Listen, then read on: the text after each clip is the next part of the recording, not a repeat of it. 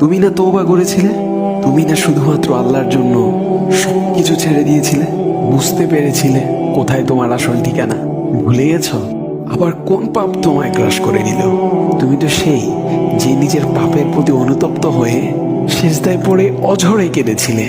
তাহলে আবার কেন দুনিয়ার ধোঁকায় পড়ে গেলে? কেন ভুলে গেলে কোথায় তোমার আসল গন্তব্য? তুমি কি হার মেনে নিয়েছো নফসের কাছে? তুমি এত দুর্বল? ভুলে গেছো তুমি কার বান্দা? কে তোমার রব? তোমার রব তো সর্বশক্তিমান। সর্বশক্তিমানের বান্দা আবার কখনো দুর্বল হয় নাকি? মৃত্যু পর্যন্ত লড়ে যাও তুমি।